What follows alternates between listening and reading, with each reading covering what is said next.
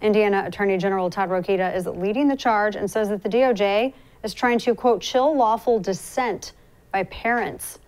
It's true. Attorney General Todd Rokita joins me now, too. And I'm so glad that you're doing this because, you know, it used to be that politics, if you were going to get treated nasty, you had to be into politics, right? You had to be in, run for office. You had to be Attorney General of the state of Indiana, or you had to, go and run for some elected office. Now it is, if you are simply a parent and you want to be involved and have some say into what, not only where your children go, but where your tax dollars go.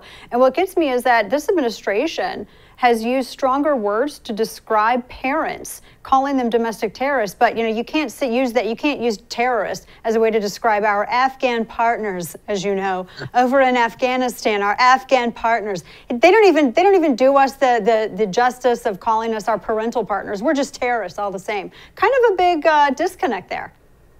Yeah, absolutely. You took the words right out of my mouth. I mean, we have he just let the Taliban take over a country that we've been fighting to keep free for 20 years.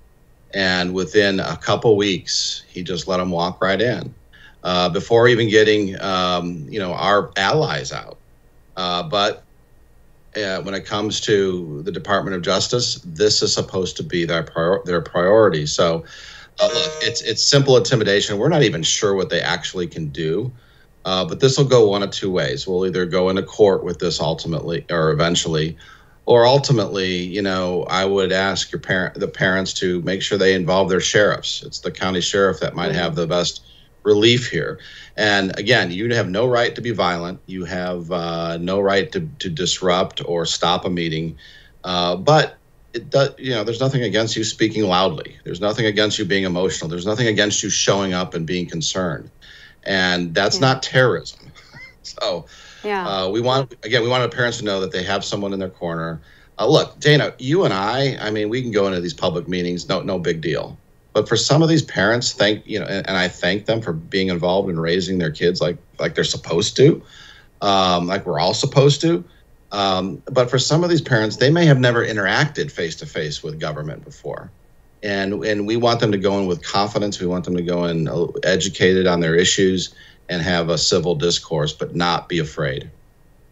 And not allow, as I know that you're backing these parents, to not have them feel this way, to not have them feel like, they can be treated horribly by, their locally elected officials, like their school board members. And for all the talk, we're talking with Attorney General Todd Rokita here, for all the discussion of parents raising their voices and that, there's a lot of bad behavior from a lot of these school board officials. We just went through this in my town where and we saw it in Loudoun County too, where you had some of these school board members who were on a Facebook page that was jokingly referred to as Chardonnay Antifa, and I regretfully did not come up with that name. But we're calling them Chardonnay Antifa, and they're mean parents talking about doxing these parents that were objecting to some of this like insane curriculum being proposed in their kids' school. Where's the accountability for some of these elected officials? Because once they get in there, it's really hard to get some of these folks out. You're right, and here's where it gets hard. But this is all part and parcel again of running a free republic if you're going to have one. Mm-hmm. Yeah, we get a lot of calls. Well, Todd, I'm glad you stepped in. I'm glad you did your parents' Bill of Rights and you outlined everything for us. Now this school board's not doing that, or this school board's not doing this. What are you going to do about it? And I don't have any direct jurisdiction over a separately elected piece of government. They do, and that's when they start shaking their head. Well, no one will help us. Well, no, we help ourselves here.